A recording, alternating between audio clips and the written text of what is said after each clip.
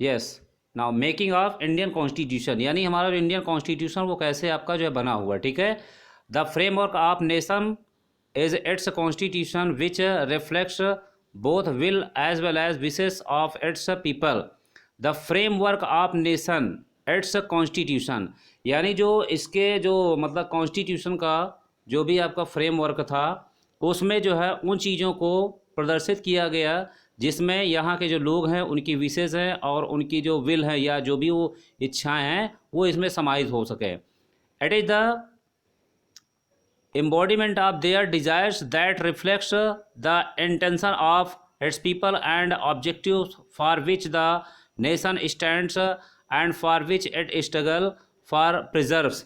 यानी कॉन्स्टिट्यूशन को बनाने के लिए जो लोग थे, पीपल थे, उनकी जितनी डिज़ायर्स थी, जो भी इच्छाएं थी, और जो एक जो नेशन है जिस लेवल पे आपका स्टैंड हो रहा है उनकी सारी की सारी जो है जो मतलब इच्छाएं हैं या उनका स्ट्रगल है या उनकी जितनी विशेष हैं उन सबको जो है ऑब्जेक्टिव्स के रूप में या उनके एक मतलब विशेष जो एलिमेंट्स के रूप में इसमें सब में जो है क्या करना था, इसको इन्वॉल्व करना था, ठीक है। The constituent assembly was a representative body responsible for the drafting of the constitution for Indian Republic.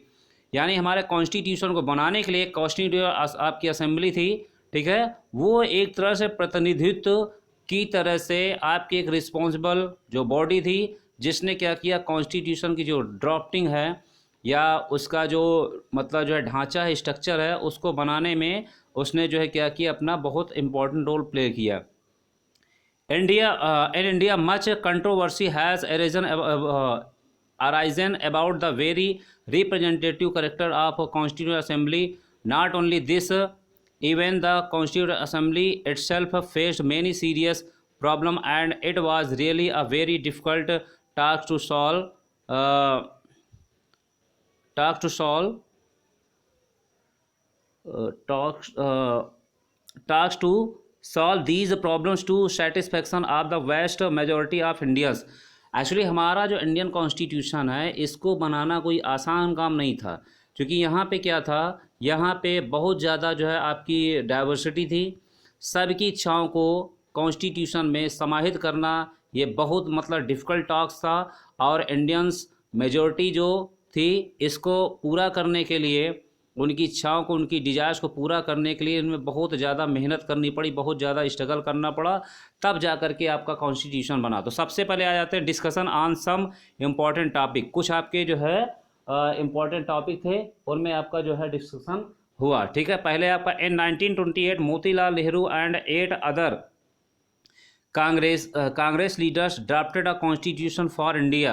यानी बहुत पहले की बात है कि जो है मोतीलाल नेहरू ने 1928 में और 8 अदर कांग्रेस लीडर्स ने मतलब इंडिया के कॉन्स्टिट्यूशन का एक ड्राफ्ट में से एक मतलब ढांचा तैयार किया। At the Karachi session of the Indian national Congress in 1931 the leaders decided how the Indian constitution should look like. Karachi के जो मतलब सेशन में जो आपका 1931 में आपका हुआ था, वहाँ पे इंडियन नेशनल कांग्रेस के सेशन में उन्होंने जितने भी आपके जो लीडर्स थे उन्होंने मतलब जो है इस चीज़ का डिस्कशन किया था कि हमारे जो इंडिया का जो कॉन्स्टिट्यूशन है वो आपका किस प्रकार से होगा। इस चीज़ का मतलब डिस्कशन उन्होंने कराची के सेशन में 1931 में किया था। Universal adult franchise, right to freedom and equality, right to minorities etcetera work some important topics discuss. जैसे यूनिवर्सल अडल्ट फ्रेंचाइजेस है, राइट टू फ्रीडम है and equality, right to minority, ये सारे कुछ आपके बहुत ही इंपॉर्टेंट आपके जो है टॉपिक्स थे जिसमें डिस्कशन हुआ था। Some basic values were accepted by all leaders much before the constituent assembly met to deliberate on the constitution. बहुत सारी जो आपकी जो है वैल्यूज़ थी बेसिक, उनको जो है बहुत पहले कॉन्स्टिट्यूएंट असेंबली के मतलब जो है बहुत पहले उसको एक्सेप्ट कर लिया गया, ठीक है। अब आ जाता था कॉन्स्टिट्यूएंट असेंबली यानी संविधान सभा। भाई किसी चीज़ को हम फॉर्म करने के लिए क्या करते हैं, कमेटी गठित करते हैं, और जब कमेटी गठित करते हैं तो वहीं पे आपका सारा डिस्कशन होता है कि हमें जो भी टास्क मिला हुआ है, जो भी हमें वर्क करना, वो उसी के डिसीजन के थ्रू ही किया जाएगा। Election to the constituent assembly were held in July 1946। जो आपका कॉन्स्टिट्यूशन असेंबली थी, संविधान सभा थी, उसका आपका इलेक्शन हुआ। क्यों? क्योंकि ऐसे ही किसी मेंबर को हम इस संविधान की सभा में शामिल नहीं कर सकते। 1946 में इलेक्शन हुआ। Its first meeting was held in December 1946। इसकी जो पहली मीटिंग थी वो आपकी 1946 में दिसंबर में हुई। Soon after the country was divided into India and Pakistan, the Constituent Assembly was also divided into the Constituent Assembly of India and that of Pakistan। बेटा चूंकि आपका हमारे कंट्री में संविधान बनाना था, ठीक है, तो उस समय हमारा जो कंट्री था वो आपका जो क्या था, डिवाइड नहीं था। जैसे ही जो है 1947 में हमारा जो कंट्री है 2 पार्ट्स में डिवाइड हो गया, तो ये जो आपकी कॉन्स्टिट्यूशन असेंबली थी वो भी पाकिस्तान और आपके जो है इंडिया के लिए अलग अलग जो है 2 भागों में डिवाइड कर दी गई। The total number of members of the constitution assembly that form Indian constitution was 299। यानी जो कॉन्स्टिट्यूशन असेंबली में जो मेंबर थे जिन्होंने कॉन्स्टिट्यूशन को फॉर्मेशन किया वो आपके कितने थे? वो 299 थे। तो the constitution assembly adopted Indian constitution on 26 November 1914 but it came into effect on 26 जनवरी 1950। हालांकि जो हमारा कॉन्स्टिट्यूशन था वो बन करके आपका मतलब जो है इसको अडॉप्ट कर लिया गया था कॉन्स्टिट्यूशन असेंबली द्वारा। कब? 26 नवंबर 1940 और आपका 9 को, लेकिन इसको 26 जनवरी 1950 को हमारे कंट्री में इसको लागू किया गया। To mark this day we celebrate 26 January as a Republic Day every year. और आप लोग सभी जानते हैं कि 26 जो आपका जो है जनवरी है इसको एज अ रिपब्लिक डे के रूप में हम लोग क्या करते हैं, एवरी ईयर अपने कंट्री में मनाते हैं। अब वर्किंग ऑफ कॉन्स्टिट्यूशन असेंबली, जो आपकी कॉन्स्टिट्यूशन असेंबली थी वो आपकी कैसे जो है उसने वर्क किया, ठीक। The assembly was dominated by the Indian national Congress which include a variety of political and regional groups of people. जो कॉन्स्टिट्यूशन असेंबली थी उसको जो है इंडियन नेशनल कांग्रेस के द्वारा लीड किया गया था और उसके अलावा जो है बहुत सारे अदर जो लोग थे राजनीतिक और रीजनल जो ग्रुप के मतलब लोग थे उनको भी इसमें शामिल किया गया था। It had many members who did not agree with the Congress. इसमें कुछ ऐसे मेंबर भी थे जो कांग्रेस से सहमत भी नहीं हुए थे।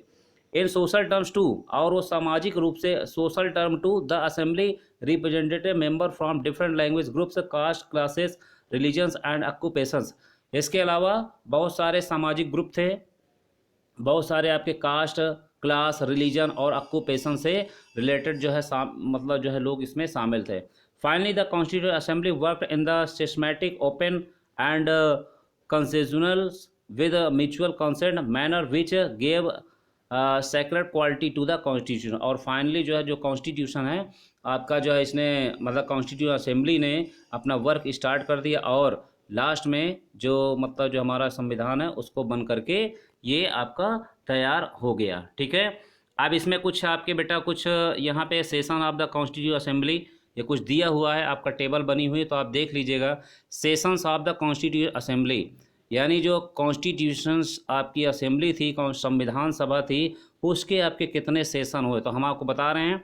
यहाँ पे बेटा आपका फर्स्ट सेशन 9 से लेकर के 23 दिसंबर 1946 तक, सेकंड आपका 20 से लेकर 25 जनवरी 1947, थर्ड आपका 28 अप्रैल टू 20 मई 1947, फोर्थ सेशन आपका जो है 14 टू 31 जुलाई 1947, फिफ्थ सेशन आपका 14 टू 30 अगस्त 1947, सिक्स सेशन 27 जनवरी 1948, सेवन सेशन 4 नवंबर 1948 से लेकर के 8 जनवरी 1949, एट्थ सेशन 16 मई 16 जून 1949, नाइन्थ सेशन 30 जुलाई टू 18 सितंबर 1949, टेंथ सेशन आपका 6 से लेकर के 17 अक्टूबर 1949 और जो आपका लास्ट 11 जो सेशन था 14 से लेकर के 26 नवंबर आपका 1949 तक था।